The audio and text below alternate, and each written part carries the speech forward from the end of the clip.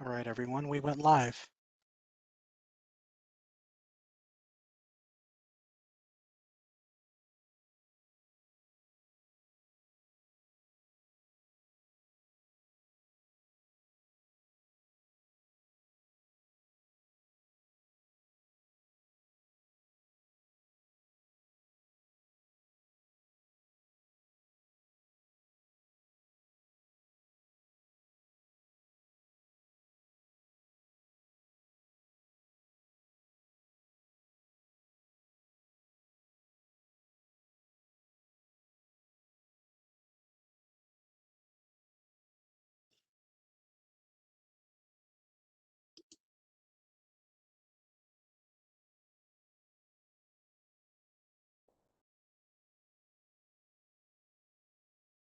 Good.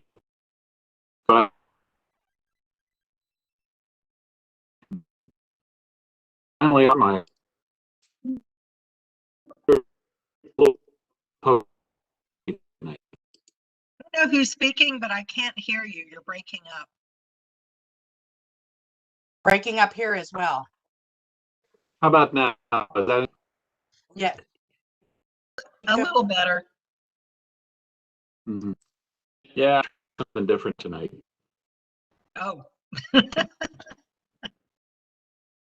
Hi, everybody. Hey, John. Hi, John. Hi, John. Hi, Tammy. Hi, Jan. Hi, John Carter. Hello there, Don. I saw you waving. Yes. I was waving as well. Hello there. Well, now I have to wave. Hi, John.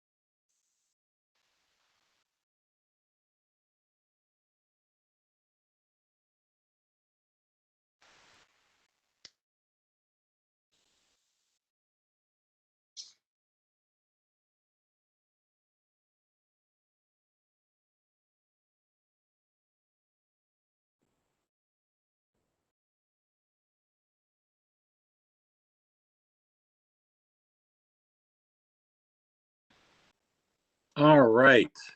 Apologies for the technical challenges tonight.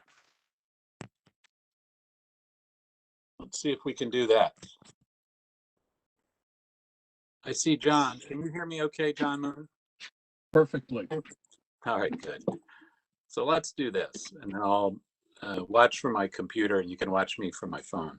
So welcome, everybody, to this meeting of the Hi, task Walter. force. Hi, Jan. I hear you. Yep, see you there. Good. All right, so let's go ahead and get started. Jose, can you go ahead and put up the agenda?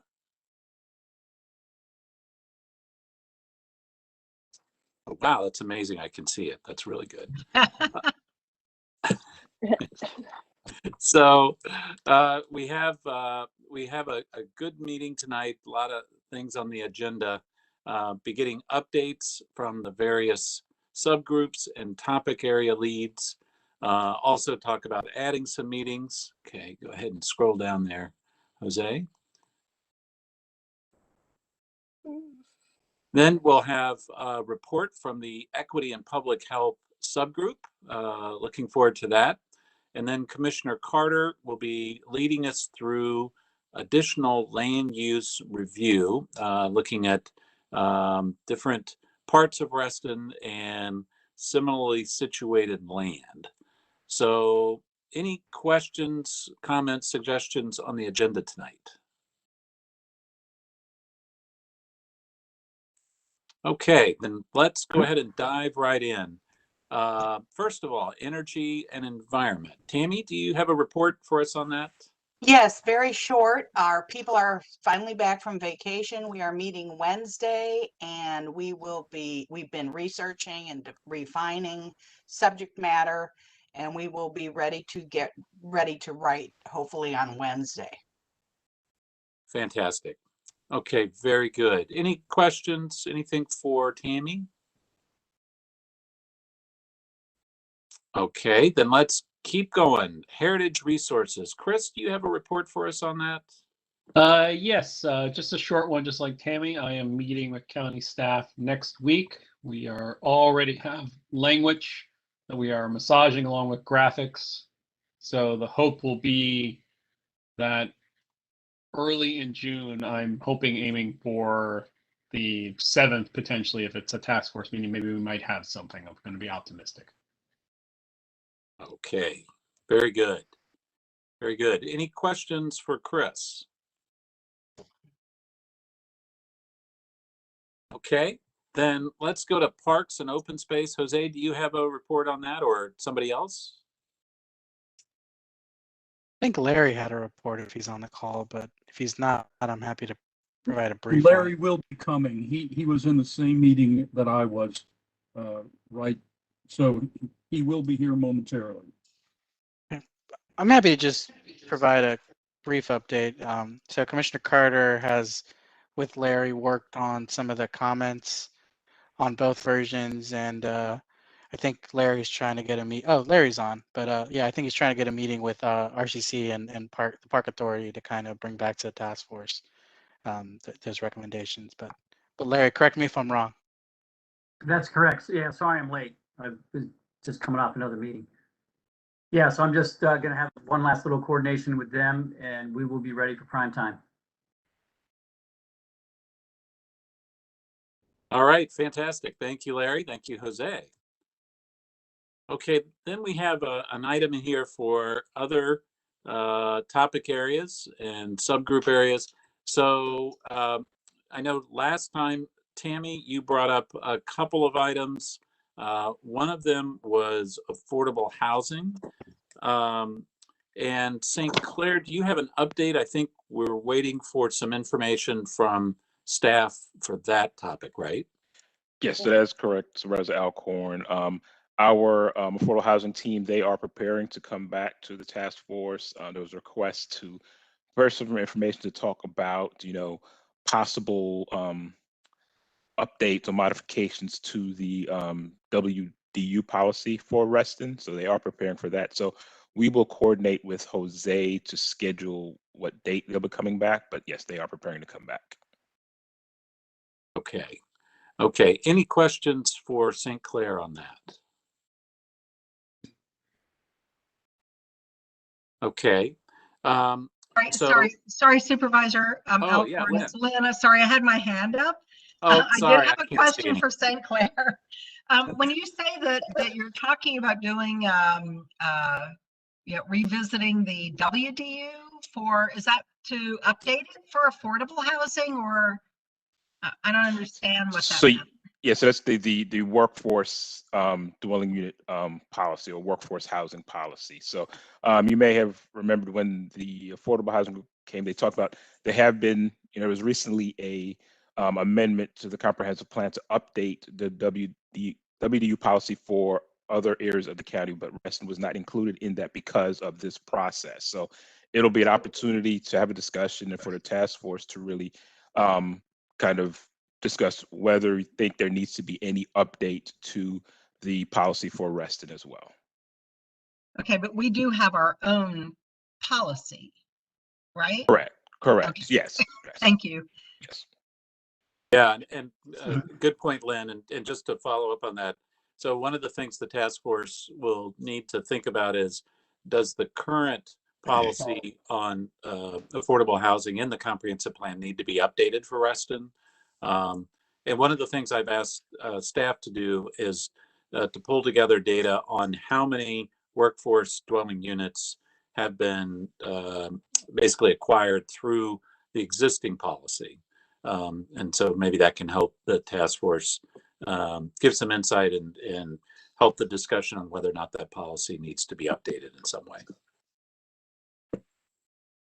Any other questions on affordable housing? And by the way, I'm sorry, but tonight I can't see anybody's hand. So go ahead and just unmute yourself. Oh, okay. Sorry about that. So I just raised my hand, but you Yeah, can't Gary. see it. Yeah, go ahead, Gary. Thank you. So Tammy last week brought up another area. I won't talk about housing. I think the county did provide us with additional information already, and as St. Clair said, they're going to do some more of that. But on commerce that she brought up last week, and I kind of jumped in and said, I'd be willing to do some coordination on that. Just like to mention that I think it would be good to have that in our plan. If I think of this logically, we need to have jobs and commercial kinds of activity so we can shop and so forth. So having that in the plan to me is very, very logical. In addition, I've looked at other plans and the vast majority have it in it, including award-winning plans. Some of them have distinct chapters. One, fairly significant plan has 2 out of 10 chapters relating to that. So I just thought it would be a good idea to have that as well as Tammy and some others. So just a thought. Yeah, thank you, Gary. Yeah, I appreciate that that comment, because we did go back and we looked at the existing Reston plan, and we didn't find, there wasn't a chapter on that anyway. But if that's something you and other task force members think would be valuable, then sure. Basically, go ahead and anybody that wants to work with you, please do so. And Gary, as you said, there are some other examples in the comprehensive plan that could be models. So hopefully you wouldn't have to start completely from scratch, or at least you could Right. get some ideas. And even what we're talking about tonight, when we get to the equity section, you can see discussions in that related to this. So I think things will tie in pretty well. Great. Okay, thank you, Gary. Any questions for Gary on a commerce chapter or maybe economic development? What do you want to call that, Gary? Well, that's a good question. Yeah, Economic development would be a very good title. Commerce, as Tammy pointed out, is fine because it covers a lot of areas. It's great for me because a bunch of years ago I was the CFO of the U.S. Department of Commerce. And I think planning actually, comprehensive planning started out there back in the 1920s. So that's okay. I would say economic development. Maybe we can discuss that among people that are interested in this. all right, that sounds good. Thank you, Gary. So any questions or comments for Gary on a new economic development chapter? Okay, well, thank you very much, Gary. I know one other item that Tammy had brought up at the last meeting on another area related to public facilities. And currently the public facilities, schools is probably our most, well, is generally our largest public facility system. And we did get some information from schools.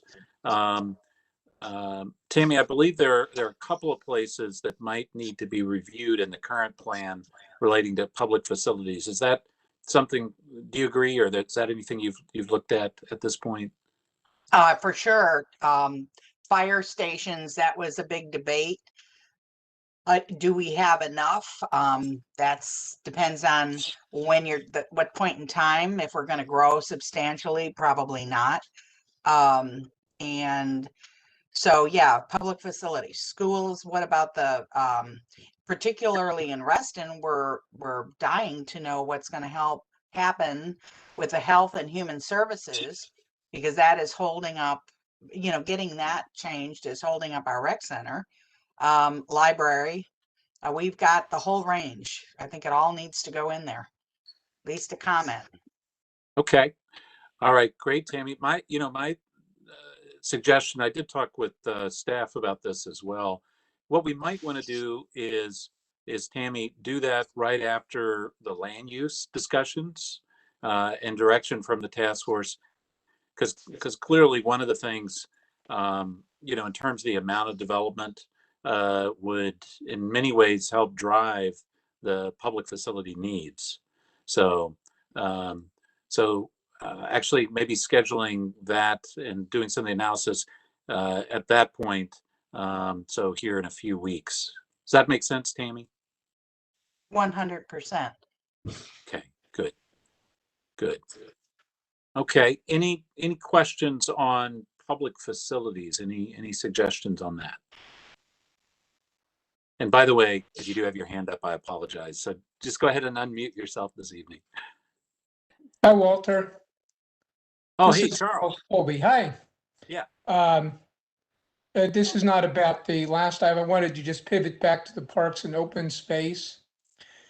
And I just wanted to indicate that I'd be very interested in seeing what's transpiring, like the progress on this, and have a chance to comment. And a lot of the other areas, you've had the committees and working groups, and there's been a lot of open discussion, and the parks one has been a little more harder to see what's going on. So I would just like to hope there's an opportunity to be able to contribute or make comments on what Larry and Commissioner Carter are working on. And I had sent comments way back, and then a new plan came out, two new plans that were revisions, and I never got any feedback on my comments. So I'd just like to make sure that they're acknowledged and that I can have some input, and we all can. Thank you very much, Charles. And I guess Jose or anyone else, Larry or John Carter, any comments on that? Oh, absolutely. When we get the next version out, it's our intent to have have the task force again. Thank you, Larry. That'd be great. Yeah, and I'd like to be able to then. Charles, you're muted. Charles, you're muted. I'd like to have a chance just to go through and review the next version and offer suggestions and thoughts. And you don't have to take all of them. We'd just like to hear, get feedback on the feedback. But my question in particular, we're very interested in this. So I've been asked to take an interest in this area, and I am greatly interested in it. Right. Will do. Thank you, Charles. Good. Thank you. Thank you, Larry. You're welcome. Okay. Any more questions on, actually, we'll just say any topic areas, any subgroups? Anyone have any other updates or questions? Okay. All right. Very good. Well, thank you, everybody. I know there are a lot of folks doing a lot of work on a lot of different things. So appreciate everybody helping out with all the different moving parts. And then next we have several dates that, again, we are working towards wrapping up by the end of the summer. We're saying the end of July is what we're actually saying. We do have a good amount of work to do until then. So we are looking to go from meetings every 2 weeks to meetings every week. I think by probably the middle of June or so, we're going to be as a group spending more time with language in front of us. I know we're going to be doing that some tonight as well. But I fully expect there to be continued adjustments to the language over several meetings, probably on each of these topic areas. And then, of course, we need to have at least a couple meetings to look over the entire draft before the task force is comfortable with it. So anyway, I thank you for your patience and understanding and diligence on this, but we're going to try to move that forward. And hopefully people can make as many of those meetings as they can. Any questions or comments on this schedule? All right. Well, thank you, everybody. I know this is there's a lot going on. A lot of folks working on this.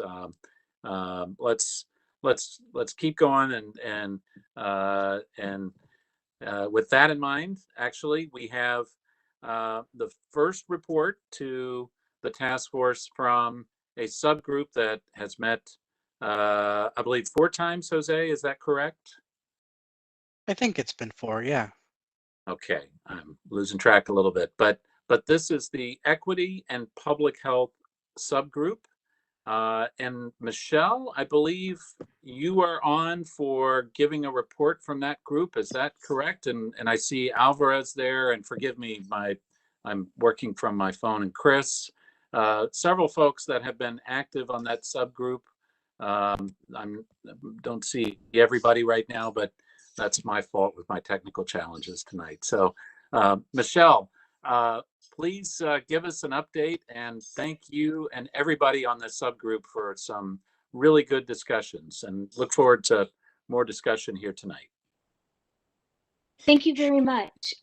This was a real group effort, and it's just been an absolute pleasure to work with everyone on the group and to work with staff on what I hope are some, viewed as some really great concepts that we can push forward as we once did as a community. If we can reignite that spirit and bring a focus to equity, I think we will all greatly benefit. But we had a really good discussion and a really fantastic group. And if I can, I just kind of want to set the stage for what we've presented, but then also open it up to discussion and let others jump in too, because this was a joint effort of love. And so to start off, I'd like to explain what I think the vision of this document is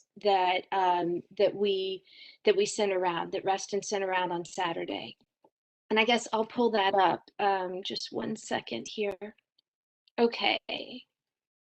So everyone can see it. The vision is really to have 2 lives for this document. So right now, this is guidance for the rest of the task force as you're working on your individual chapters on how we can reincorporate and highlight equity in the comprehensive plan and how we can ensure that we're moving forward towards our goals. And so step 1 is to provide some guidance, and we've broken it down by the sections and the concepts that we found to be important and that we think would reflect what the community would want as well. And then the second part of this, though, is after each of the small groups works on this and looks at it and says, okay, these are goals that we think we can achieve, and here's the metrics by which we'll measure success, and here's how we'll know also to ensure compliance.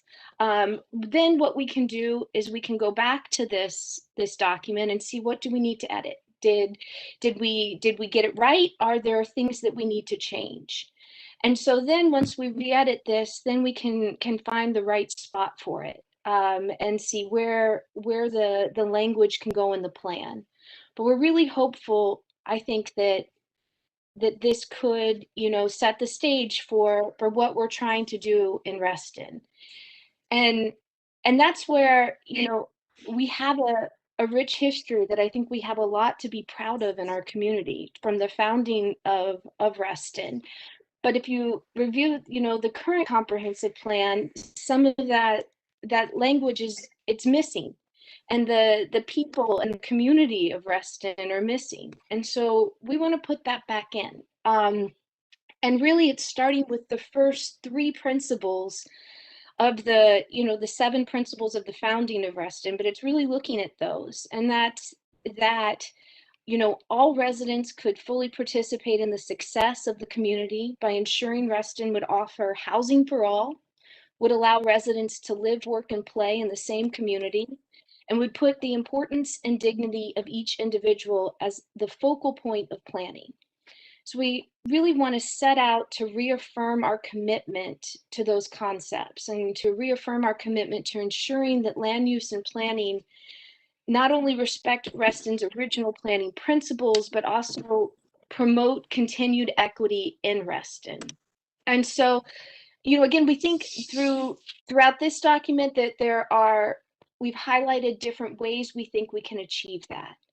And so what I'm hoping, that we could do today is to look at those and see if the task force has any questions, concerns, or edits to the goals and the guidance, and then make those as necessary, and then send it off to the other individual chapters so that we can get the process going.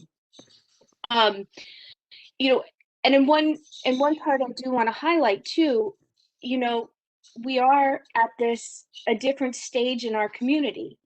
And we just had significant increase in density and development in the TSA, but I think it would be very difficult to say it was at all in line with this idea of live, work, and play, and the idea of creating communities of opportunity.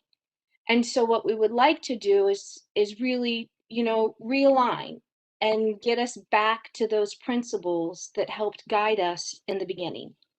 So with that, I guess I could just open it up to my fellow small group members to see if they wanted to add anything. But I do want to say, just if I may, one other thing. There are two things that we will need to discuss as a larger task force, and one is on language. And this has come up previously, but we really ran into it here. And are we using shall, would? What are the verbs that we're using? And does it vary by if we're talking about the PRC versus the TSA? What verbs can we use? And how can we approach this? So that's a little bit bigger than just equity, but that came up in our discussion. And then the other one too, that we did get feedback from staff on is that they do want to ensure that we have metrics to measure our goals by. And I completely agree. I want to also make sure everyone understands that's not this document yet. But once we get into the smaller groups and we can really focus on these concepts in the smaller groups, then we can build that out further. So that's what I have for a broad intro, but I wanted to see if anybody else from the equity group wanted to add anything too.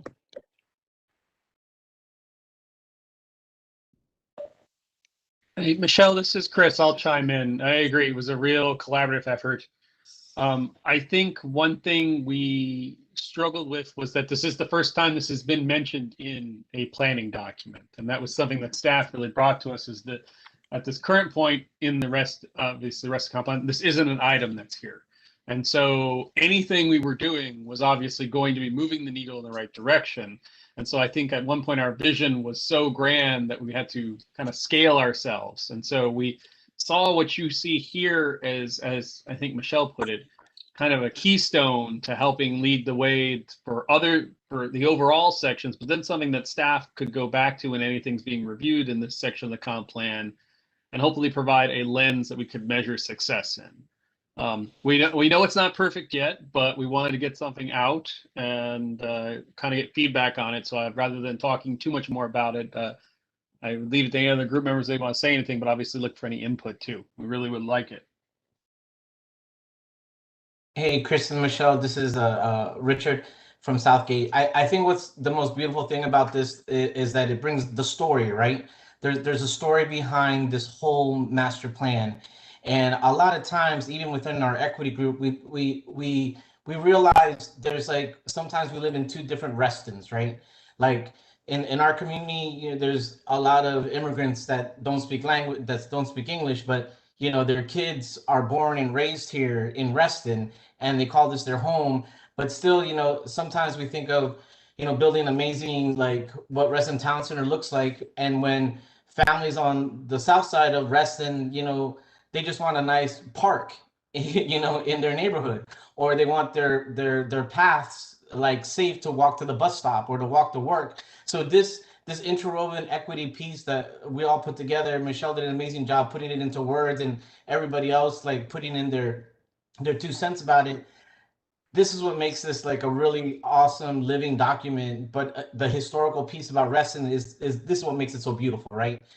So I just want to commend all of you for doing this amazing job, but also recognizing those people that don't have a voice, that aren't really entrenched in, you know, joining these committees or being part of this comprehensive plan, that at least their voices are heard in this one piece of this document that really is inclusive, right? That really goes to the nitty gritty about, you know, what it is to live in parts of Reston that really don't have the shiny buildings, right? Or don't have those, you know, those like we talked about those lights at those camera stops, you know, at those stoplights, you know, like these families really just want like a safe sidewalk to walk in, or, you know, a sidewalk even built in their community. This kind of envelops that whole thing. So I just want to say that this is a really human part of this master plan, which I really truly am grateful of being a part of it. So thank you, Michelle and Chris and everybody. Alvarez, I think, is on here too, that did an amazing job putting this together and putting like the heart and the story into words. So thank you.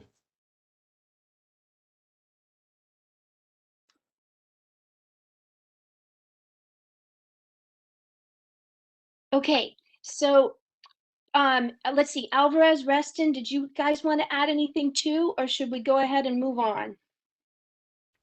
No, I think the group has already kind of beautifully introduced the work, and I look forward to kind of moving forward and just getting the feedback from the group so that we can help move the document forward. So I think, I don't know, Michelle, if you had some words on how to organize our next steps that I know we had kind of talked about, but I can leave that to you, or kind of introduce those here. Up to you. Please go ahead, Reston. That'd be fabulous. Yeah. Sure. So, you know, as has already been said, like we've put a lot of time, heart, effort into this document. And I think our hope, you know, as a group was to bring it to the larger group and to get constructive feedback, right? Like, so we know that it's not perfect. We recognize that, but I think it would be most helpful if those who see something that like is striking or something, you know, that feels problematic, like if in your calling that out, you can offer a solution. Because I think for us, right, like this was generated from scratch, so to speak. So if you have a thought on how to reframe or rephrase or what have you, I think that would be really helpful. So I know we'll go through kind of like goal by goal, and I know you guys only had a couple of days to read it, but I hope you had a chance. And then, you know, as Michelle kind of scrolls through, you know, if people have specific thoughts or feedback, I think that would be maybe a good use of our time to help productively move this document forward. Hey, Rest of this is Chris. Real quick, I want to point out that if anyone thinks of something that we can that's measurable, or examples of things that we can help measure success in here, I think that was something that staff kind of pointed us out, is how can we measure some of these items? And is that examples or suggestions of way to show improvement, or some kind of thing that staff can then, when they're looking at things in comparable, any input from that perspective would be greatly appreciated too. Yeah, this is Dennis. First off, I would like to commend the group, a very comprehensive, very ambitious program here. But to get to the point you just raised, as I read through it, I mean, some of the things, affordable health care, accessible food, climate change, I mean, those are all big serious issues, but I'm not sure they're issues that will fit that directly and certainly be able to be measured when we go through a comprehensive plan here. So, I would just encourage you to take a look. I mean, there's a lot of things here in Reston that need to be addressed, and a lot of things in Reston that we can actually measure, whether we succeed or not. But we're probably not going to get too far on affordable health care, in this document. The second thing that I'll throw out is, as I read through the document, there's a confusion in a lot of people's minds between equality and equity. As I read through each place I saw equality mentally, I saw equity rather. I thought equality. Equality is definite. There are laws that say what you have to do as far as equality. There are standards that we can measure whether people are given equal opportunity or not. Equity is a bit more amorphous. Everybody has a sort of different view as to what that actually means. So gratuitous comment, I would throw out, take a look and see which is the stronger word to use in a given situation there. I would like to say that I'm really delighted that you're using the principles, Robert Simon, the first three. I was wondering if we could somehow incorporate all of the principles that Robert Simon had when he developed the town of Reston.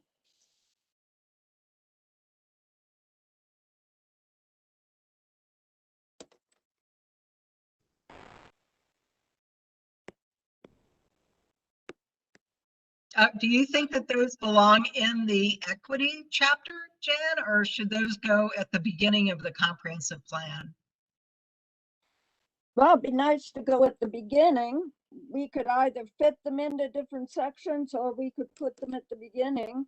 I still like the idea they took the first three and built on them. Yeah, those were the ones that were most applicable. Yeah, I was going to say, Jan, that's what, when we talked about them, we looked at what we could apply most closely to this concept, because some of them felt far more connected to other portions of the plan. And that, I think Lynn really hit on the head there. And with the question about equity versus equality, the county's One Fairfax policy is focusing on obviously equity.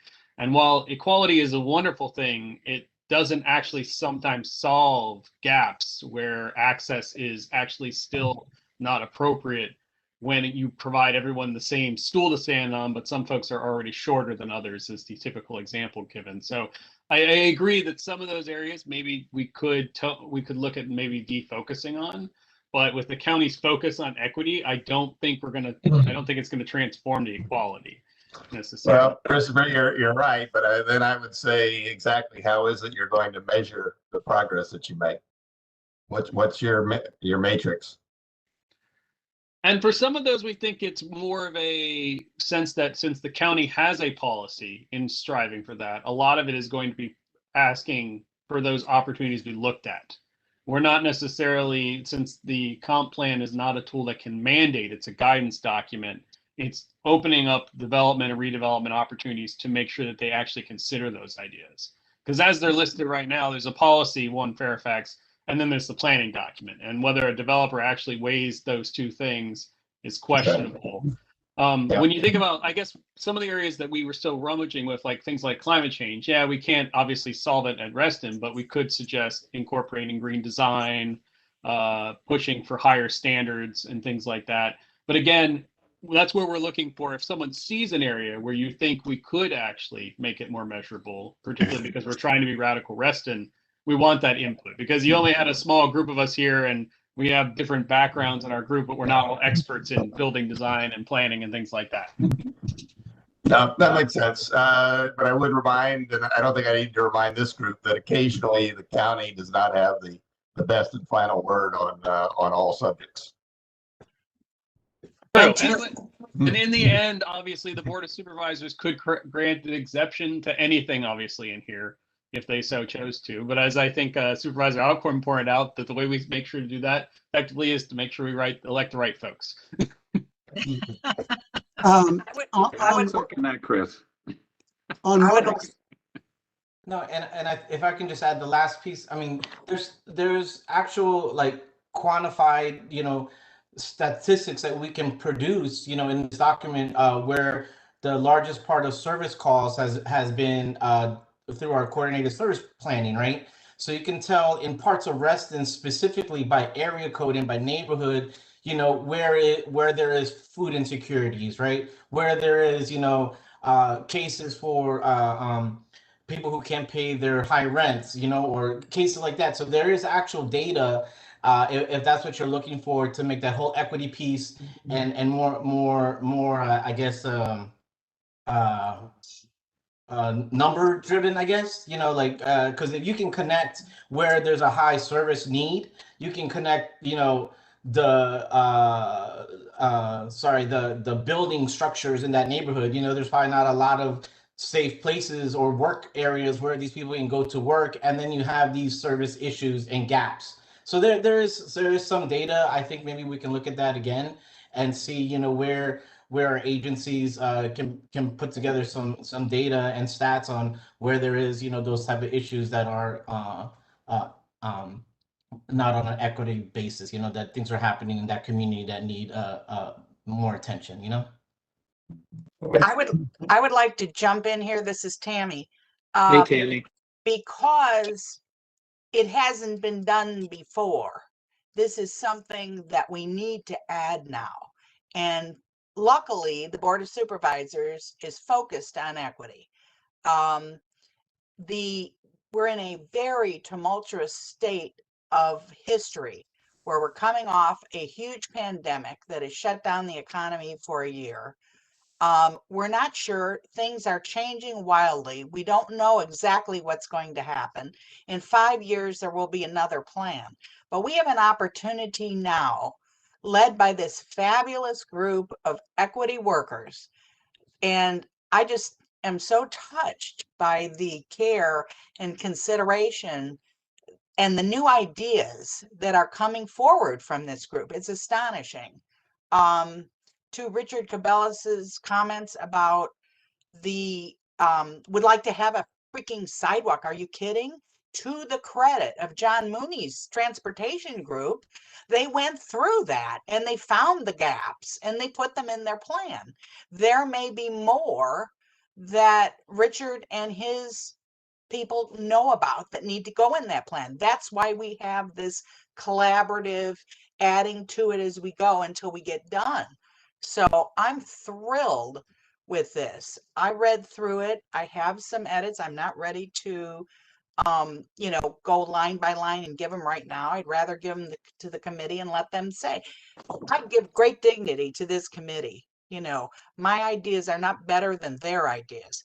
What I did do is go through their guidance issues and assign them to chapters.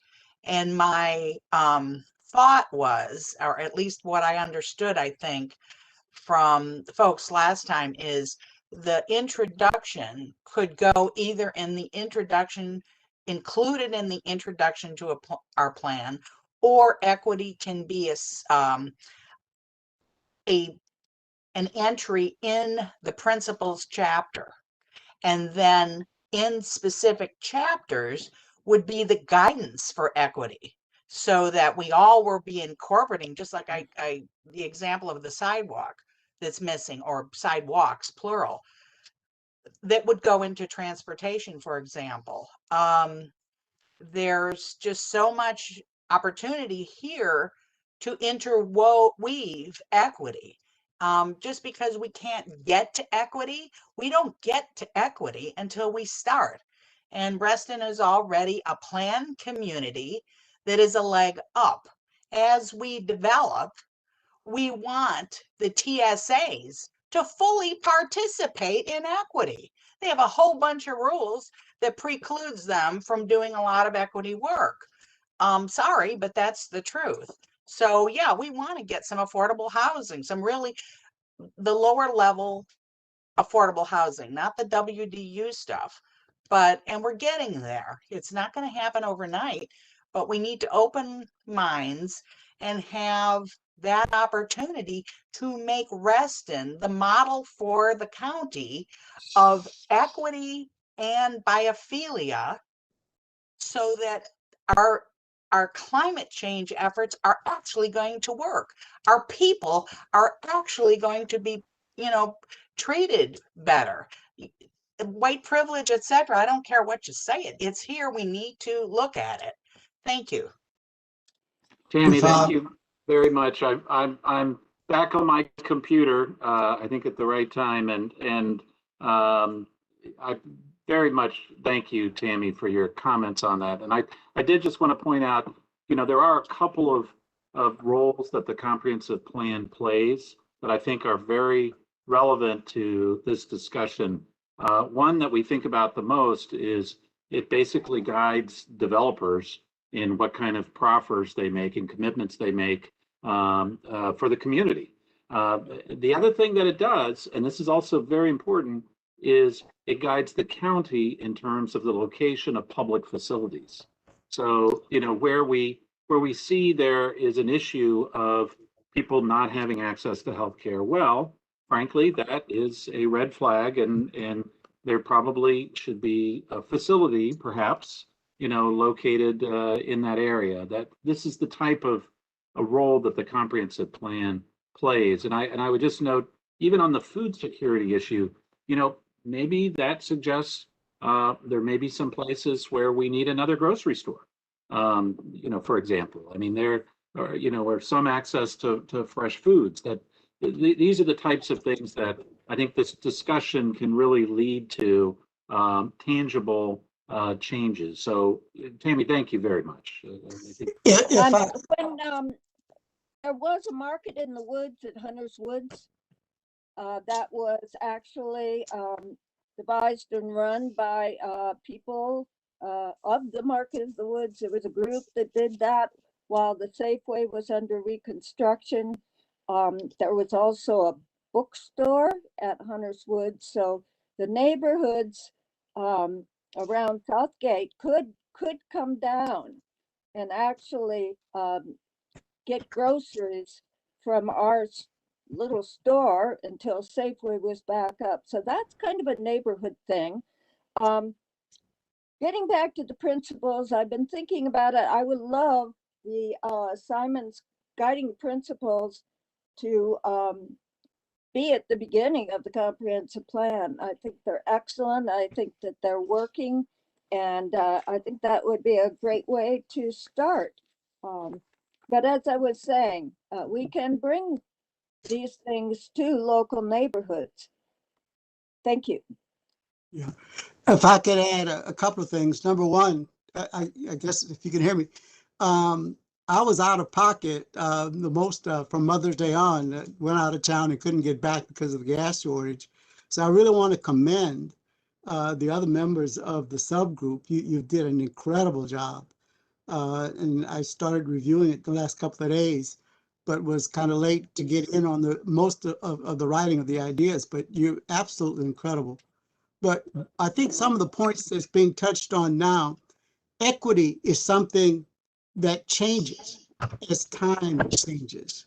And so to say what's inequitable today might not be what's inequitable tomorrow. So I think as an addition to what we're doing now is to try to set up language in there that actually affirmatively states we will continue to look for inequitable situations and try to join in a coalition with businesses in every part of the Reston, the people who are having issues, having conversation with other parts of Reston.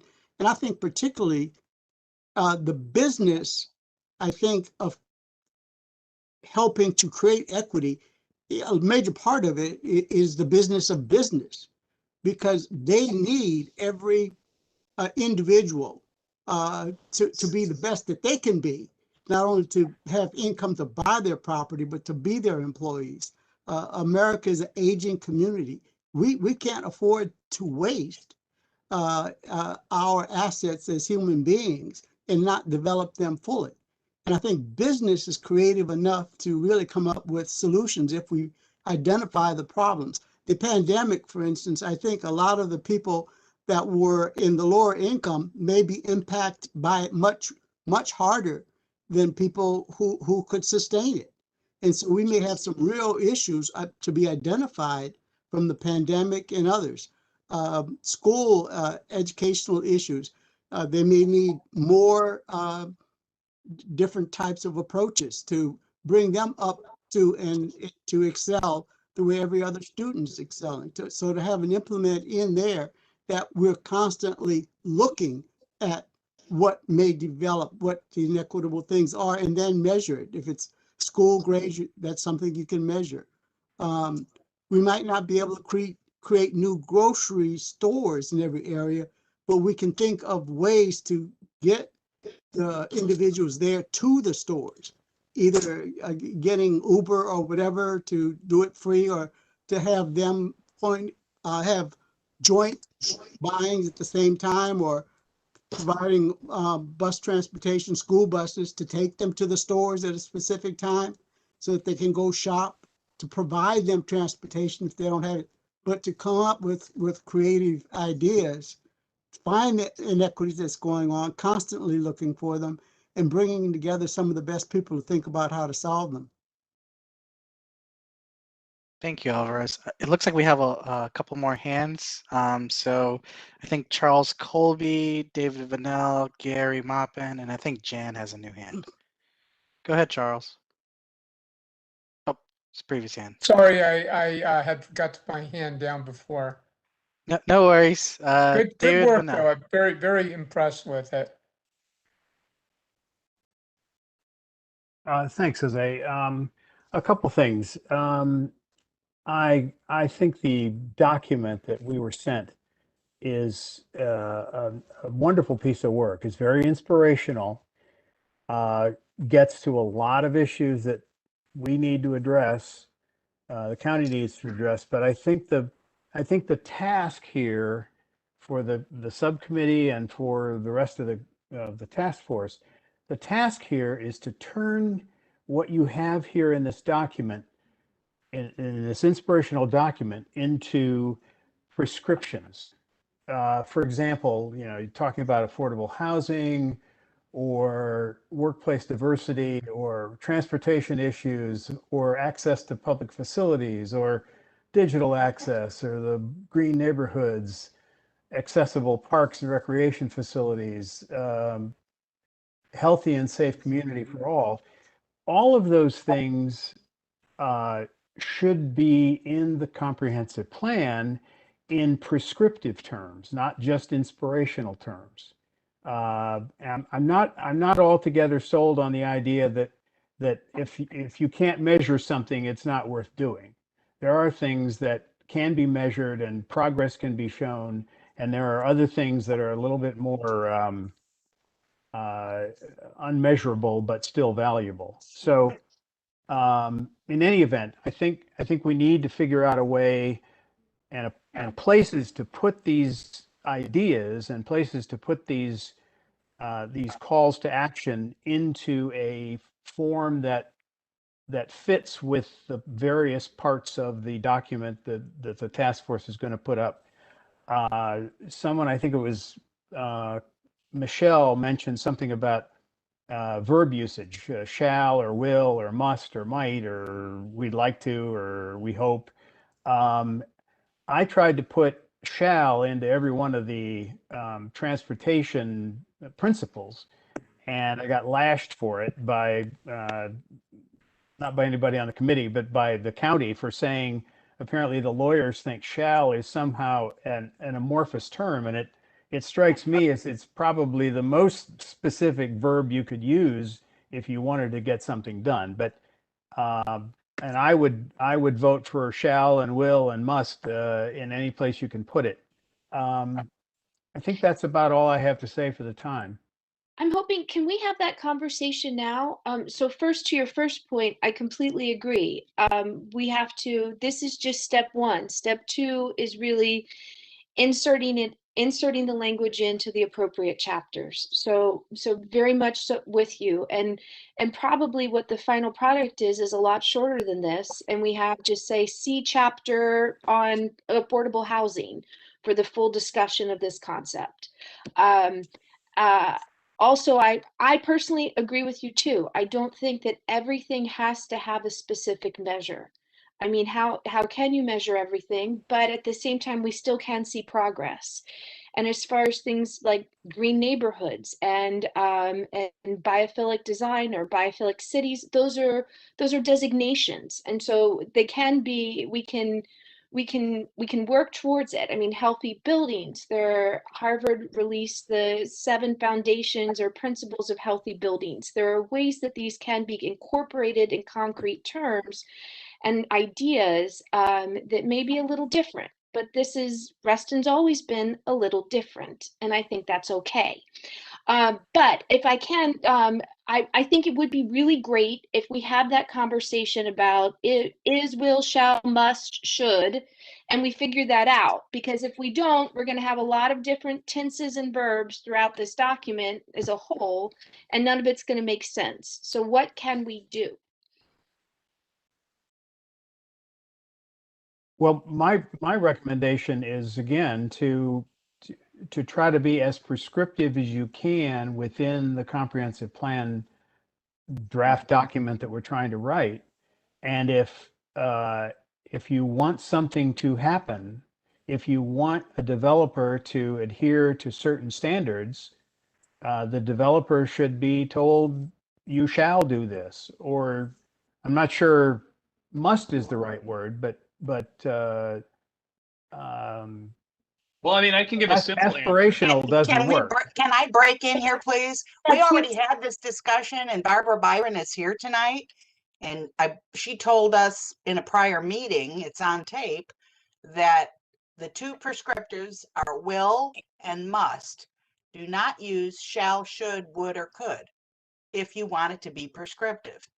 And if you just do Control F on the current comp plan, shall is used once, and will is used 247 times in the Reston section. So, I mean, the debate between shall and will, coming from my professional background, is a lawyer debate. If the county lawyers say we've got to stick with that, and we got to stick with that. That is what Barbara Byron said previously. I think that's awesome. I think we can just do a find and replace in the document, and yeah, do will. But I think with the section that you see that we're developing, the challenge with will is more about, do we have a driver that we can put behind that will? If it's so, and staff pointed this out to us, because we actually let staff take a look and comment on this, and they provided a great amount of comments on it.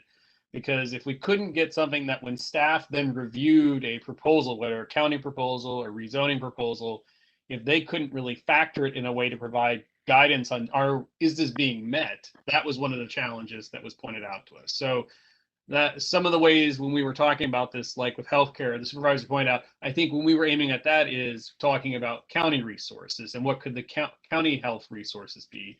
But then you talk about food access.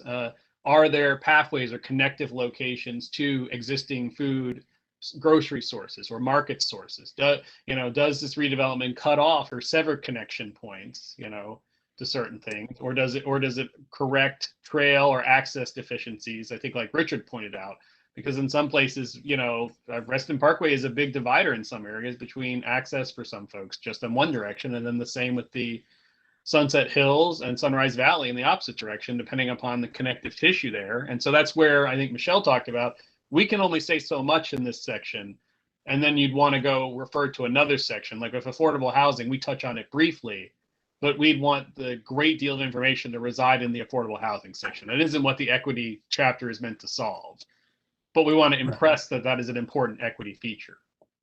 Hey, Chris, it's Jose. Just, I know we had Gary Maupin, and I think Mark Allen had a hand, and I think we should probably move on after. Thanks for keeping me honest there, Jose. Sorry. I try. I was just going to say that to follow along here, this is so well written, and we're going to deal with it in the chapters. Why shouldn't we just implement this other than some wordsmithing that somebody talked about? But it's basically almost done in my mind. And insert it at the start, integrating from the introduction and the principles. I don't know exactly how to do that, but I think if we take off from the the introduction and the principles and refer to this, and it's at the start of the document, then it's an enhancement of those two aspects, or it's embedded in the introduction. And we just go from there. It just looks too good to just pass up, other than a few changes to make it happen like I just described it. So that's my proposal. Thank you, Gary. Mara, you had a hand? I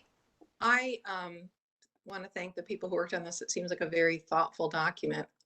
I like David's idea of trying to put something in here that takes this and actually makes it prescriptive.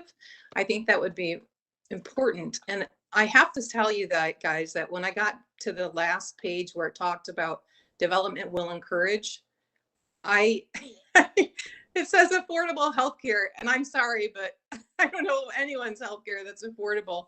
And I do wonder, so development will encourage. I'm not sure that the county can offer affordable healthcare or affordable food. I mean, I think the county can encourage development of a healthcare facility. Whether or not it can be affordable is questionable in my mind. But the other thing I wanted to look back on is, as far as I'm aware, there's only like one shelter, which is near the library. And I think you guys mentioned offering shelter. I just wonder if there could be other places in Reston that's just not in one spot, but it's just something to think about. The last question that I do have one question, and it says development will encourage, and it says removal of language barriers that hold many Reston residents from fully participating in the community as a whole. What is it you mean by that? Like, what are you guys looking to implement with regard to that? What does that refer to? Sure. So that would be in the fact that there are community members who don't speak English as their first language, and so simply don't have access to information on the parks and the services available necessarily. And this isn't just through the county. I mean, we're looking also at some of the other infrastructure and facilities in Reston, and just signage, and that it's all in English, and that we would want to make sure that even folks who don't speak English as their first language have the same access and the same opportunities. Okay, so maybe in my mind, maybe I would probably reverse that and say, instead of saying removal of language barriers, maybe it looks like say encourage signage that includes multiple languages or something. Okay, I just wasn't sure where you were going with that. Thank you. Sure. And also on the point on affordable healthcare, I mean, one of the drivers, at least according to economists, on healthcare prices too, is on healthcare consolidation. And so when we have less access or less healthcare providers, and when they're, all under the same brand, prices tend to go up. And so we see there's a lot of consolidation in Northern Virginia, and it seems to just be increasing. So by just adding additional healthcare facilities and encouraging healthcare providers, as in some of the office spaces, could theoretically help lower costs. But I agree, cost of healthcare is a very big subject matter. But I do think that there are ways, though, that the way we use the built environment does contribute to that issue, and could be a factor. If I could, is that a county role? I don't know if that is that something the county can do. Well, the county does, and we have some county staff on to provide information on what the county provides on public access to healthcare. I mean, they certainly do that. And so we can, I think part of the goal there too is to ensure that we have, access to public health facilities in the areas where they're needed most, and that they're accessible to communities who need them most.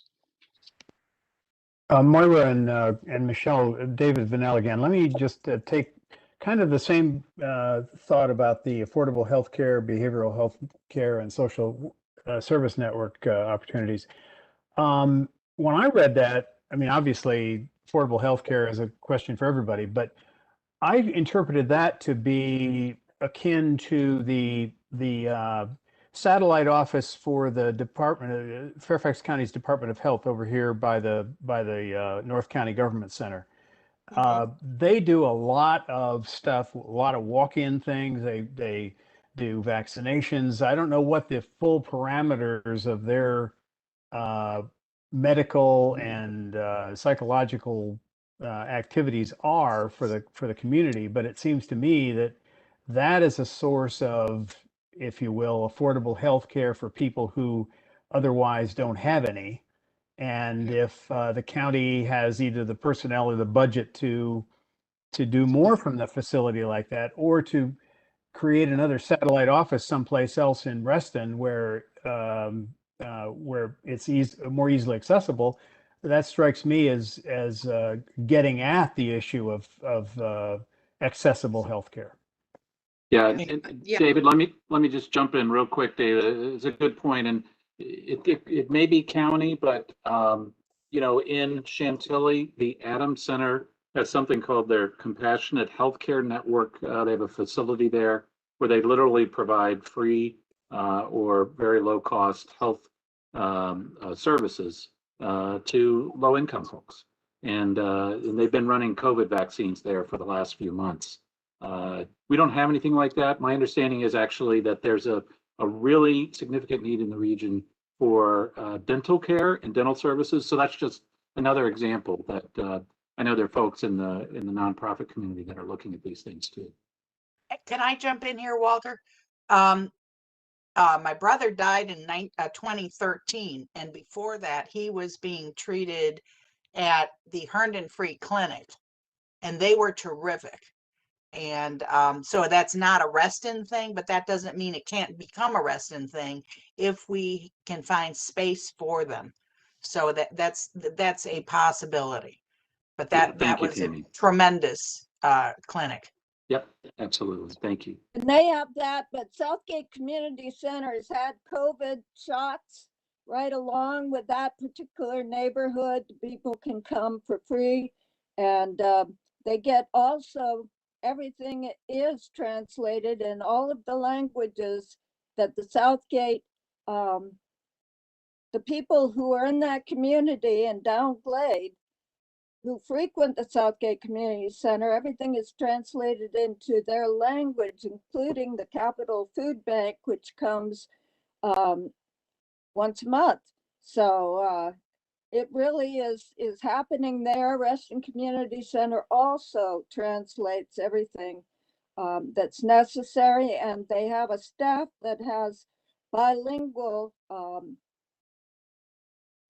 customer service staff, and they help people too. So it is happening in Reston, and if we could get something like Herndon's Health, we would be golden.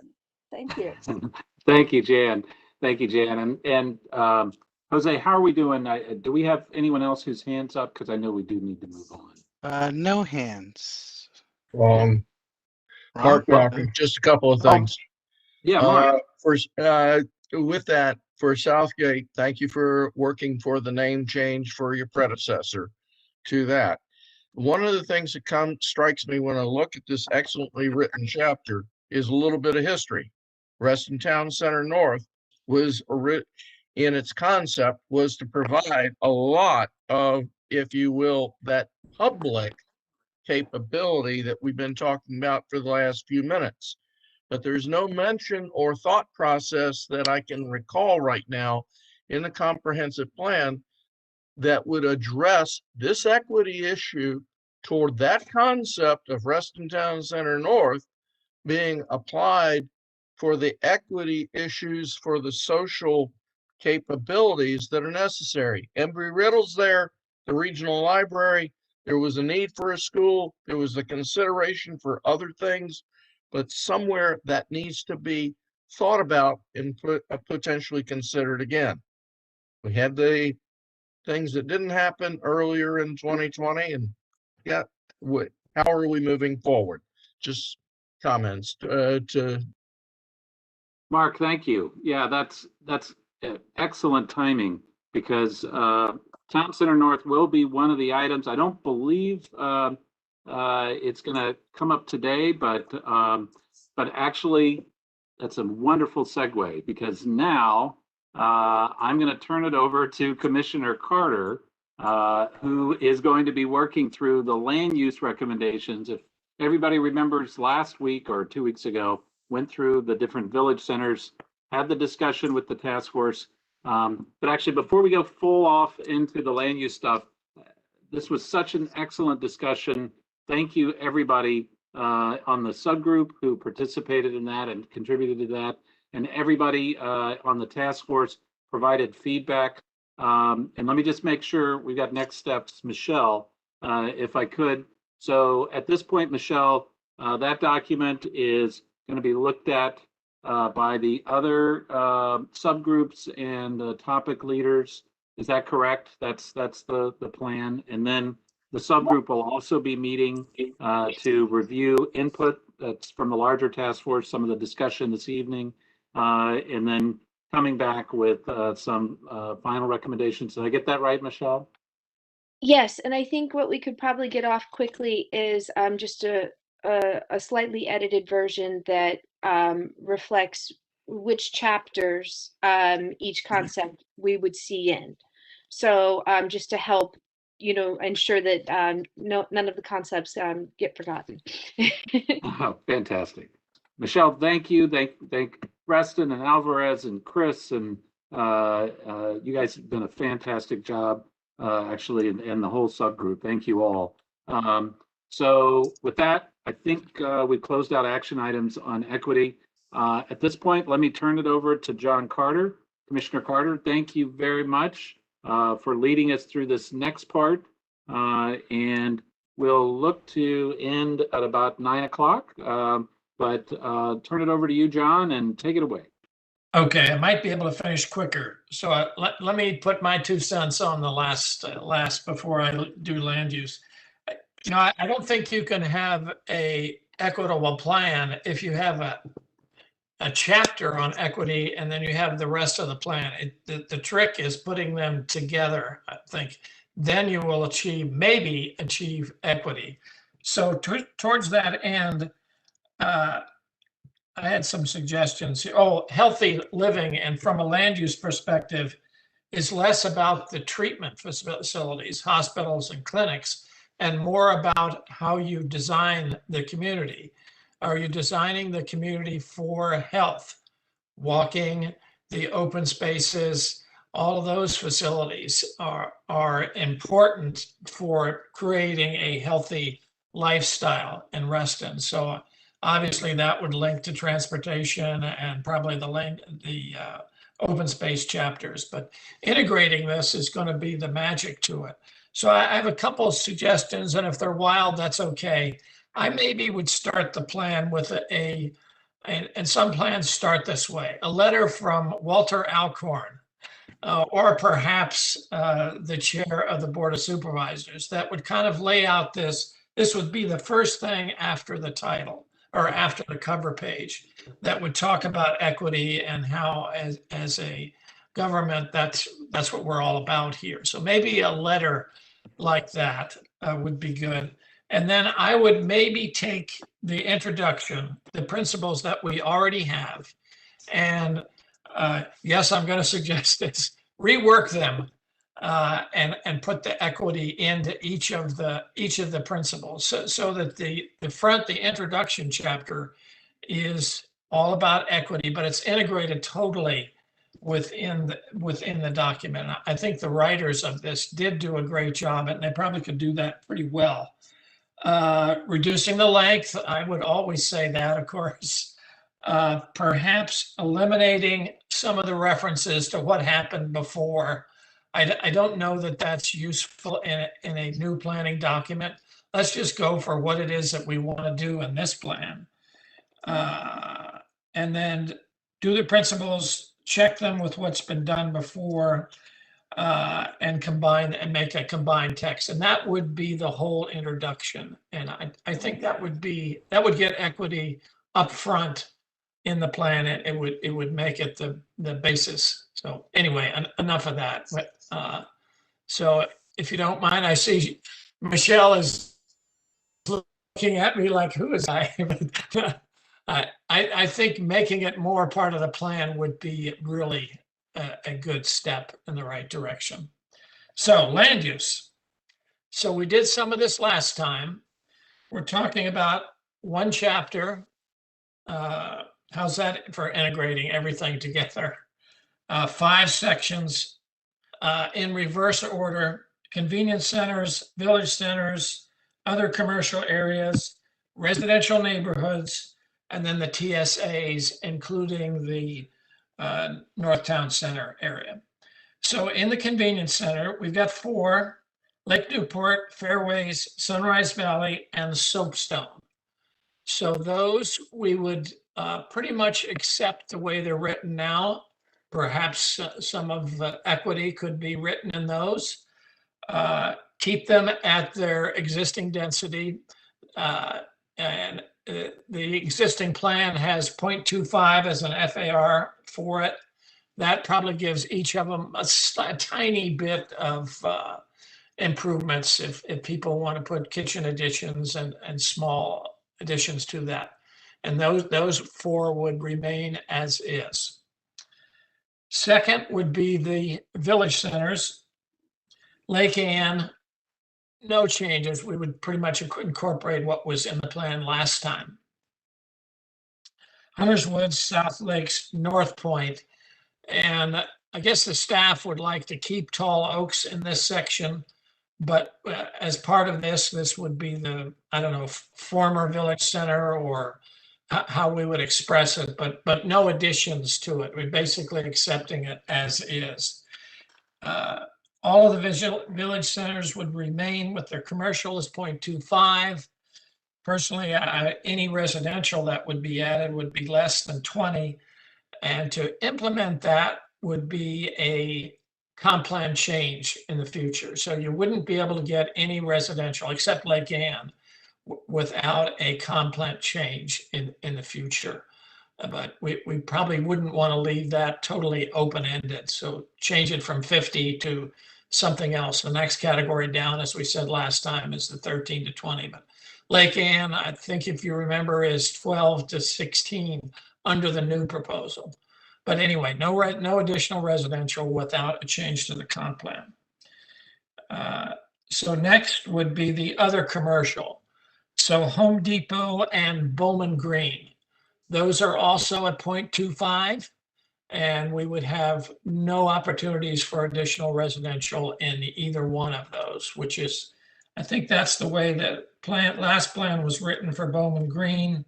Home Depot has a hint of residential, but we would probably take that away without a comp plan change, something more drastic.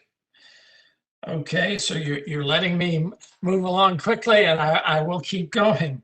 The next is the residential areas.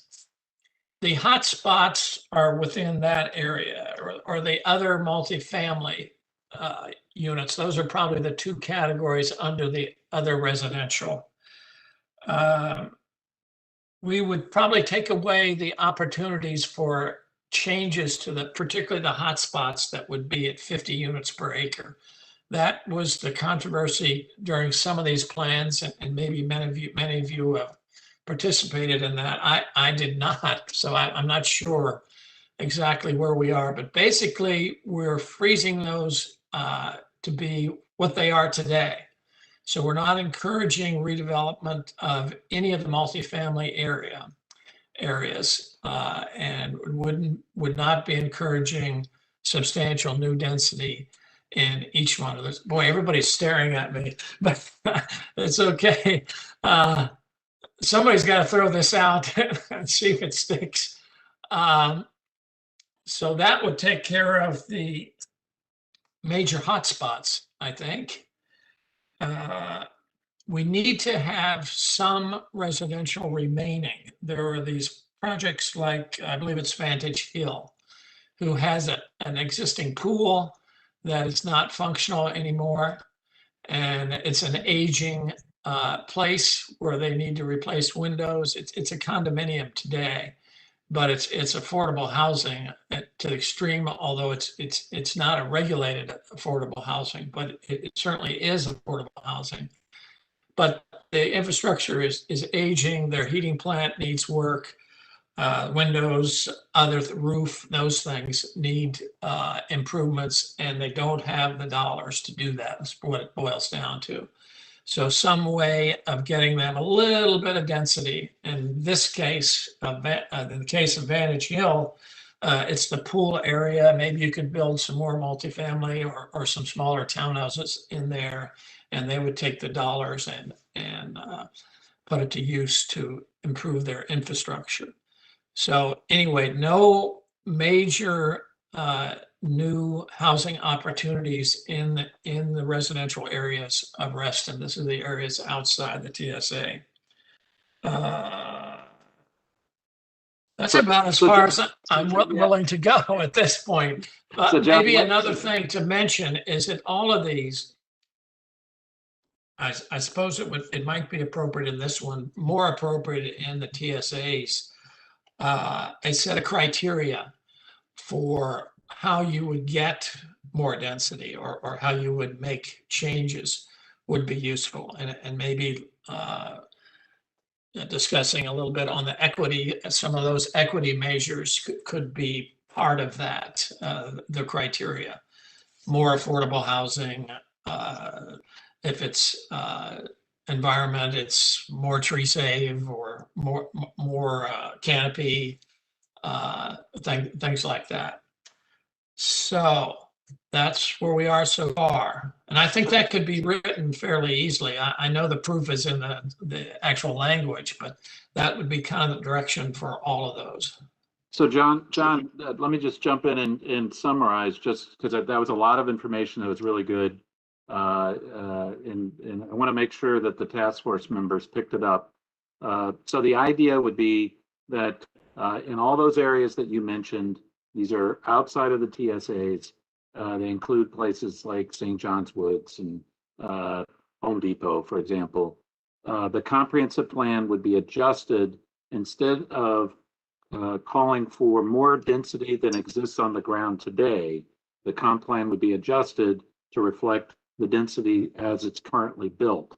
And then beyond that, perhaps there would need to be some language that that accommodated where there are older developments that need help with aging infrastructure and need revitalization, perhaps some flexibility there. But John, that basically summarizes for those areas. Did I get that right? Yes, that's it. Okay. Okay, great. Jose, do folks have hands up? Tammy has a physical hand up. Oh, all right. Well, then let's start with Tammy, the old-fashioned. Thank you. Thanks, John Carter. I have two questions. Walter, you hit the nail on the head. My first question was, what about our existing affordable housing and aging multifamily developments such as Cedar Ridge or Laurel Glade, and I'm not sure what the new names are, the privately owned, not the county owned, but the privately owned. I am just dying to figure out some way that to preserve that affordable housing within Reston. We really can't, we want to add, but we really can't lose what we already have. Is there any suggestion that anybody has? That's my first question. My second one is, I am absolutely stunned. And in my mind, there is no way that Tall Oaks remains a village center. To be a village center, you need a certain quantity of retail. In addition, you need a variety of retail or synergy to make it successful. That is gone. That opportunity is gone in Tall Oaks. We have effectively a cluster that has its transportation network depending on going through the parking lot of an assisted living. There, the developer there didn't even put in a self-sufficient circulation for traffic. So how in the world, and they don't allow the assisted living to use their parking except in the wee hours of the night and not for enough time that a shift can use it. So effectively it's somebody who's going over there for an emergency. So I do not understand, is there some legal thing that I'm not understanding that predicates Tall Oaks remaining a village center? Because that ship has sailed. Thank you. Tammy, that's a good question, and maybe that's something county staff could get back to the task force on, because I have heard that. Yeah, Barbara, do you want to I can try to take it now if that works. Sure, please. Quickly. So Tammy, we agree with you totally that it will never be a village center, that it's, as you said, the ship has sailed. The reason what we're proposing to do or thinking about doing was keeping it a village center in name only, but writing specific plan text that describes the existing condition and says it's not planned for anything else. The reason being more technical than anything else, that its zoning approvals and other things have it, its development plan call it a town center. And so we're just concerned that there are technical problems with changing its designation. But we definitely would add very precise plan language that indicates that it's not planned in the way that a typical town center would be envisioned to be. Okay, Barbara, while you're on the phone, can you briefly go over the will and must debate? Yes, thank you. Well, you did well for me. Thank you. Always trying. Yeah, so our attorneys believe strongly that there are legal opinions that say that shall is the weakest of the mandates. It took us a lot of convincing to get, it's counterintuitive to us as well, but you know, we want to position ourselves in the strongest possible light, and so we don't want to use a word that's been legally determined to be something that we didn't think it was. The other suggestion I might have made before, but would continue to make, is if you want to use something that's declarative, use words such as it is expected that, or some, you know, you can get away from the verb that way by using other more descriptive terms like people are expected to, or that sort of phraseology. But I would say that if, you know, do come through with the shall, we are going to be compelled to change it. Thank you so much. Thank you for asking. All right, thank you, Tammy. Okay, I think we have several hands up. Let's work through them. Actually, the first one is, I believe, an attendee. We've got John Farrell, then Larry Butler, and Mark Looney, David Vanell, and Gary Maupin. I think I've got that right. So, John. Thank you, Supervisor Alcorn. One other thing, I think the other ship that sailed is the Lake Newport Convenience Center. I mean, that's now called Lake House by those who don't call it Tetra anymore.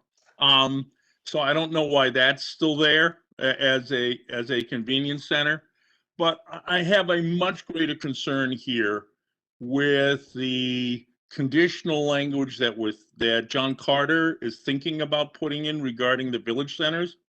And it traces back to the argument that Frank McDermott made about Reston National Golf Course back when that was in front of the BZA. And it's an unresolved issue in looking at the PRC zoning district, because we incorporate the comprehensive plan into the district. And so then the question comes, well, is a PRC plan a legislative act? And if it's a legislative act, then the board has near total discretion, or is it an administrative act, in which case the board doesn't have any discretion? And the argument that McDermott made during that case was, because of the designation in the comprehensive plan of a particular use for a particular property, that it gave the landowner a by right to that use. So what I'm cautioning John Carter on is if you put in the comprehensive plan that the village centers can have 20 units to the acre, somebody, Mark Looney, Shane Murphy, John Farrell, may come back and make the argument that they have a by right to the 20 units and that there is no discretion in the Board of Supervisors over 20 units to the acre on that. So I understand the desire to say, well, we'll take another look at it later. But if what the task force really wants to say is you got to file a comp plan amendment and a rezoning to get that 20 unit, then you don't put it in the comprehensive plan where the comprehensive plan is talking about property zone PRC, because then you invite the argument that it's a by right use. And that's still an open question. And until the PRC is amended to make it clear that a PRC plan is legislative, you're asking for that lawsuit. And I wouldn't put money on the county side if that issue isn't addressed. So I would strongly caution, be careful about offering options that you really don't want to see as a by right use. Thank you. That's good guidance. Yeah, thank you very much, John. That's something we'll look at also separate from this process to try to clean that up on the PRC side perhaps too. Yeah. What's happened in the past is people are coming in at 50, and that's even in the future. We wouldn't want to do that again. It just causes way too much angst, and it's frankly silly at 50 units per acre on those, particularly in the commercial areas. And Lynn Molstrom had an interesting graphic that showed the 50, and it was, I think, 11 heron houses stuffed into the Hunter's Woods. I can pull that up if need be. So that's. All right. Yes, okay. we need some good language that holds up. All right. Thank you, John Farrell. Thank you, John Carter. So Larry Butler next, then Mark Looney, David, and Gary. All right, thank you, Supervisor Alcorn. I'm jammed in between two attorneys. That's always fun. Oh, geez. So I'm just going to echo in part what Tammy said, and I appreciate Barbara's explanation on the Tall Oaks Village Center. You know, if there's technicalities, but fundamentally, I would agree that it shouldn't be called a convenience center, or a village center. It's actually more like a convenience center now. And then I'll echo John's comment about the Lake Newport Convenience Center. I doubt that the RA membership would support RA going for some kind of development there to 0.25 FAR or something else. So I think we ought to scrape that from the books entirely. I don't see that happening. I also think that a comp plan amendment, you know, it wasn't in there in the current comp plan for the other village centers. And again, I also agree with John about don't have the specific density promulgated in the plan. And I think just let the comp plan amendment process, you know, a very robust one with the community, work through those issues. And that's it. All right. Thank you, Larry, for suggesting that your organization's property be dead and planned. Appreciate that. Don't hear that every day, but I'm not objecting. Yeah, that's not an official board position, but I know. I feel pretty strongly I'd get support for that. I think you're probably right. You probably would get a lot of support. Okay, thank you, Larry. Mark Looney, and then David Vanell and Gary Mott. So I'm going to sidestep John Farrell's comments and ask Mr. Carter a question, which is, what did you envision to be the process for initiating a comp plan amendment essentially anywhere? If I understand your proposal, basically everything outside of the TSA areas either gets downplanned or remains frozen. What do you envision as the process for initiating a comp plan amendment at whatever point in time somebody wanted to bring forward for one or more of those sites? You know, Mark, I'm worried about the word frozen, particularly when it comes to and yes, we're sort of debating on what the best process is. So I'm not sure we have it all figured out, or we're way short of figuring it out. But we don't want to freeze them, particularly those the multifamily, the affordable housing that we have in Reston, because they're going to need some changes, and I don't think it's even prudent to just freeze them with the way they are today. If you want to preserve that affordable housing, we've got to have some addition. It may be small, but so some process for doing that. So that we got to come up with language that supports that. In terms of the village centers, that's the one that probably takes a comp plan amendment. And we have these amendments that kind of march around the county in different geographic areas.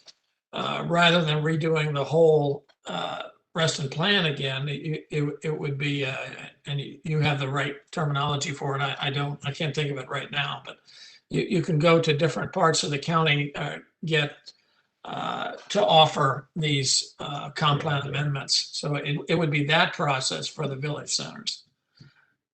Yeah, I hear Barbara's going to smack me the next time she sees me for saying this, but might as well get it out now. I'll tell you from my perspective, what you're talking about is there's effectively two ways to initiate a comprehensive plan amendment. One is through what we used to call the APR process. Now it's called the site-specific process, and it's a once every 5-year window that opens. And then the other is to go on bended knee to the supervisor of the district and ask for an out of turn plan amendment, which in some, I'll just say that process is applied and initiated, I'll say inconsistently sometimes between and among different magisterial districts. And so the consequence of it is that a lot of times the urgency or the good ideas end up getting buried by time and process, as opposed to being able to bring them forward for consideration sort of outside of that once every 5-year window. And so I think as we think about if we're going to go down this path of saying we need plan amendments to do stuff, I'd like to see some consideration given to how we get that process initiated, I'll say in a way that maybe can be a test case for the rest of the county for how you might be able to do these on a project by project or site by site specific basis. Because I think you're right, Mark. You're right. Yeah, I'm batting she's gonna. She's gonna slap me. But so anyway, I think that there's some consideration ought to be given for easing that process if that's going to be the process that we use. Yeah, I'm not. I don't have the answers for this, Mark. And this is unusual. I think Barbara can correct me to put this kind of process information in a plan that you would take these 5 or 6 sections that we have in the land use and sort of identify the correct process for each one or a couple of them is unusual. But yeah, and I don't think it's actually really appropriate. I mean, I think it's at the discretion of the board, and even if you had it in there, they could do it. But I think what's been clear is that it's a community, whatever process is taken, it's a community process, whether it's in the site-specific plan amendment process or the board discretion authorization process. I mean, as those of you who are Reston know, there are several groups right now who are interested in plan amendments, and they've been told to talk to the community, and maybe it's not going so well for some of them. But I think it would not really, I don't think it would be correct to put a separate process in the Reston plan. Because I think ultimately really is at the discretion of the board if they want to have a portion of the plan looked at. I hear what you're saying, and we can talk about this later. I think the question is, if what I'm understanding John to say is that these areas could be redeveloped so long as a plan is put in place for them. That's a different conversation than saying we don't envision this area changing at all. And at that point, a plan amendment is required, right? If the notion is that we anticipate that over time these areas are going to change, then establishing the process or a process or some criteria for how you might initiate that conversation is different than saying we don't want the golf courses to change, because that's So it's maybe a different perspective. So to build on what John had been proposing, I would want to think about it a little more, but as you well know, we do quite a number of plan amendments concurrent with zoning cases. And frankly, that's my preferred way to amend the site-specific plans, because then the community knows exactly what they're getting. It's not hypothetical, it's real. And so perhaps it might be okay to put something in the plan that builds on what John says and ties it to a real development proposal. Because I think that's it anyway. I mean, I don't think it's a hypothetical. And I'm It's just a real proposal that comes in. Yeah, I'm fine with that approach. Yeah, I'm fine with that approach. That approach works on a lot of them. I think it doesn't work on the golf courses and the village centers. Those are the ones that are different. We wouldn't want to be hinting that you just, go in and do your zoning case and do your development plan and you'll be fine. There's a bigger bar to get over for those two areas.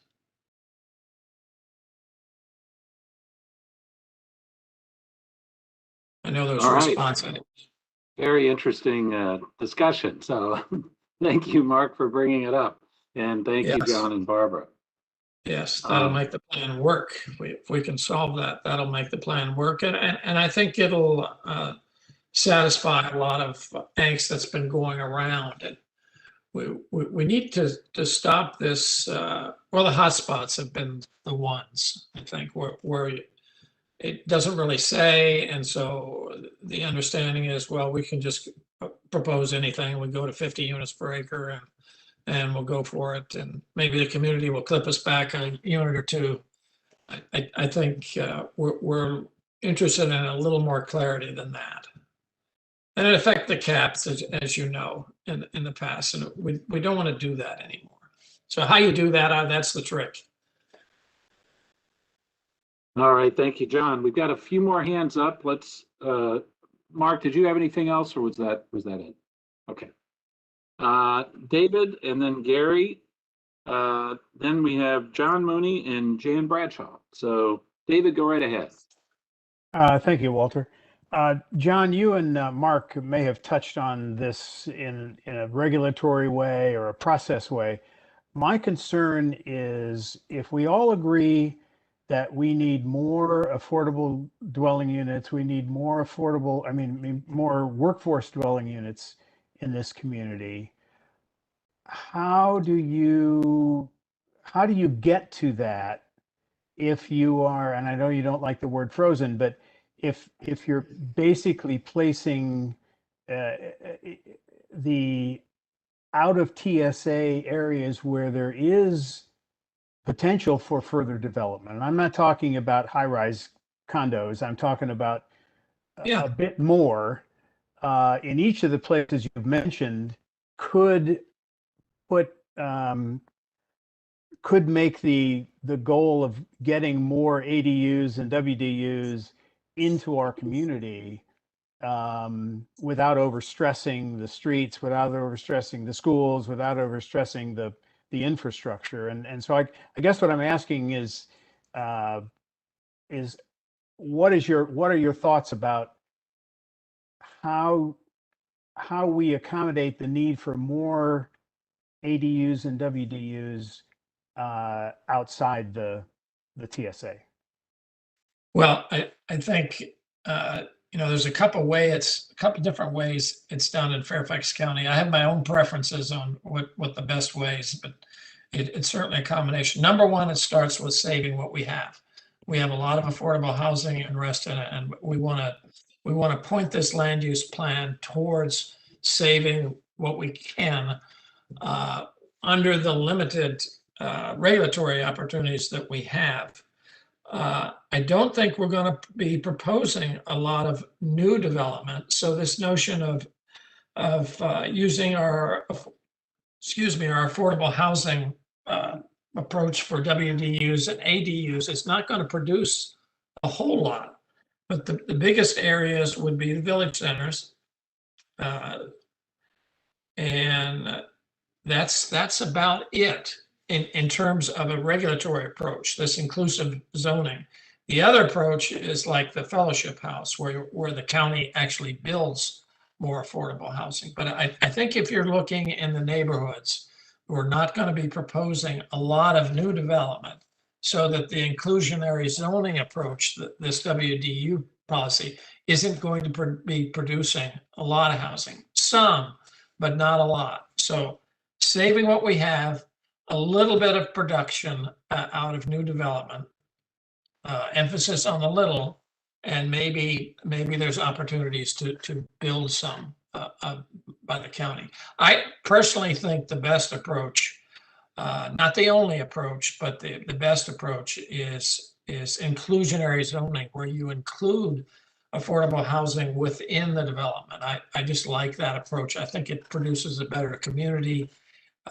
Although I know we need to do things like Fellowship House and the senior housing at Tall Oaks and other projects like that. So I don't think the neighborhoods, because of their limited scale, are going to produce a lot of affordable housing.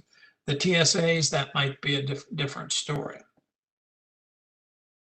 Well, So just I don't know that's as a note. satisfactory with our whole discussion of equity here, but that would be the neighborhoods are not the place for major new developments. Well, I do agree with you that the ADUs and WDUs should be scattered around. They shouldn't be lumped together. So thank you. Thank you, David.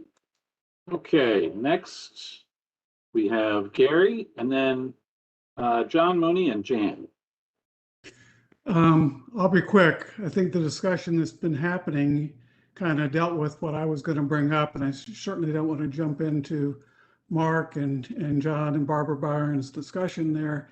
However, I think Barbara was about to respond relating to the village centers and golf courses in terms of how to deal with that relating to John's comments. I don't know if she has anything else to say and didn't get a chance to say it.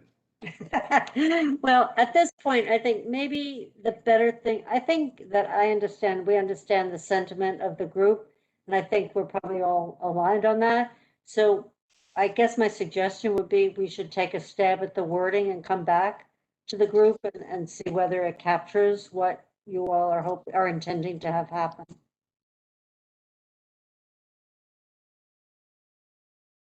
Okay, Gary, is that all right? That sounds fine to me. I thought you was about to say something, so I thought Thank you. You must have like read through my, because I apologize for not having my camera on tonight. There's a reason for it, but I apologize for that. But you must have like read through my non-camera to know that I almost said something. So thank you for asking. Thank you. Okay, John Mooney and then Jan Bradshaw. Thank you, Walter. Can you hear me? Yes. Good. I have a question for John Carter concerning the village centers. So, John, I heard you say that you wanted to put the focus more on requiring a comprehensive plan or a comprehensive plan revision for any additional residential development in those centers. And comprehensive plan amendment. A plan amendment? Yeah. A plan amendment, okay. For the residential. Right. With limited addition to the commercial. Okay.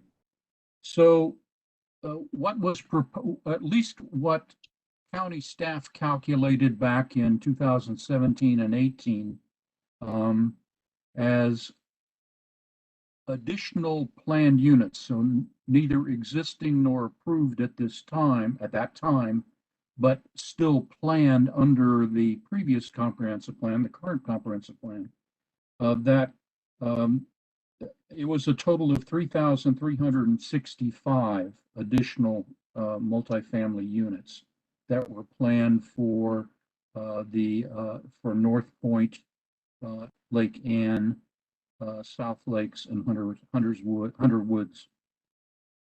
So we are not going to touch that. In other words, that is a very big number. And ought we construct, instead of merely requiring a plan amendment, why would we not also constrain the possible number of additional residential units possible under a plan amendment? I think we should, but you saw the pushback from the legal folks on one legal perspective was if you put a new number in there, then that becomes by right. And so even if we reduce the number, we wouldn't want it to be by right. So we have some finesse there.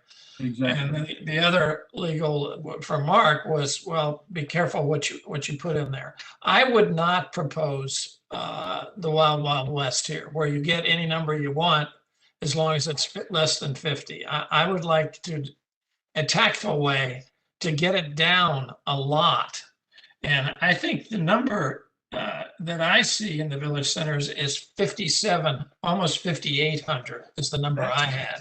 That is the total number of units. So that Yes. is a combination of both currently existing and approved and those which staff back in 17 and 18 deemed planned. So No, that's 5,800 only on the commercial area. If you calculate that all by, and we don't have to get into these numbers, but if you calculate the numbers on the commercial at 50, it's too high. And whatever the number is, we want to get that down. But I understand that some of the lawyers that are coming back to us is be careful on how you express that. But yes, I want to affirmatively reduce that anyone's question about the density. I just need to do it in a tactful way. Thank that you, John. passes the legal muster. Thanks for clarifying. But yes, I don't want it to be 50. And personally, this is John's personal recommendation. I don't think it should be 50. I don't think developers should believe that 50 is appropriate. I think Lake Ann is the appropriate scale if we're going to have any development, which is about the 12 to 16 dwelling units per acre. But how I express that, I'm not sure. Okay. But we got to do it tactfully. You would, but yes, we were constraining that number. Yes, absolutely, substantially. Good, thank you. All right, thank you, John. But this is a group plan, remember. This is not the John Carter plan. This is. So we have a couple more hands up, and we're getting close to 9 o'clock. So Jan, John, and then Lynn.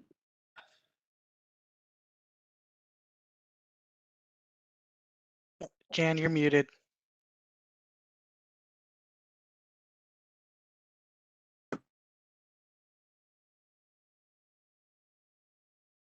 Jan? Hey, here I go. I'm There you go. delighted to hear that they are reducing the density. 157,000 people is kind of, I don't see that being workable at all. And if we can keep that down to a dull roar and just increase as we see traffic and the infrastructure holding on, we'll be looking at this again in 5 years, hopefully, and we can just sort of tweak it down to more realistic idea. But I am really, really pleased that you're not looking to really add a lot of units to the village centers so they can stay village centers. The other thing is that if you're looking at must and you're looking at will, and I'm looking at the people who might be reading the comprehensive plan, I don't think that they will take very kindly to must. It's a connotation. It sounds demoose, and it's just sort of. I think will is much better. People can, oh, we will, okay. That's just my 2 cents on that. But I'm delighted to see that you're looking to reduce the numbers of dwelling units. Thank you. All right, thank you, Jan. Let's go to Lynn, and then John, did you have something? Yeah, be careful of looking at the reducing or adding that aspect of it. What we're trying to do, or what I'm trying to do, is build this from the ground up, and the numbers will end up to something we're comfortable with. I'm not trying to build it. Okay, we have 500,000 people would be great, and we're going to work backwards. No, we're building it from the ground up. I think that's the right approach to this. And it'll end up to where it ends up. And we're not taking density. Let's take the village centers example. Some thought that 50 units per acre was appropriate, but we're not taking any density away because nobody had any density. You can't take anything away to something they never had to begin with. So that's John's 2 cents. All right, thank you, John. So let's go to Lynn, and then I think we'll wrap up. Lynn, go right ahead. I'm going to give Lynn's 2 cents. So building on what John Carter just shared, I think that there are areas for us to gain affordable housing, and that is, and I've said, with the stroke of a pen, the owners of these high rises that have gone in along the TSA, that St. Clair shared the numbers with us that they do provide workforce housing, but there is very little affordable housing. So why can't we retroactively go back and say, as certain units become available, they are converted to affordable housing? That is taking the existing stock that should have originally provided affordable housing. Let's right size those equations. Thank you. All right, thank you, Lynn. And I would encourage everybody, I think this was one of the things that was mentioned earlier, is the language in the current plan as it relates to affordable housing. That's something that we'll want to be taking a look at, and actually we're having somebody from the county's housing department come in and present some data and discuss that as well. So thank you, Lynn. Thank you for flagging that. Does anyone have any final thoughts here at 8:57 this evening? All right. Well, then let's do this. Let's give everybody back their 3 minutes. And great discussion tonight. And thanks everybody for everything that's going on. I know there's a lot happening between meetings, a lot of writing, a lot of conversation. So please keep up the good work.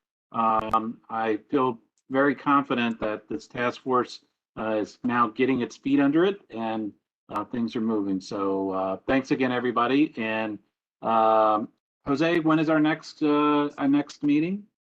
Yeah, and I'll send a reminder out to everybody. The next meeting will be Tuesday, June 1st at 7. So I'll send WebEx invites to everybody tomorrow morning. So all the additional dates should be in your calendars. Okay. So hopefully see everybody next week. Have a good evening, everyone. Thank you, Supervisor. Thank you, everybody. Bye. Thank you. Thank you. Have a good week.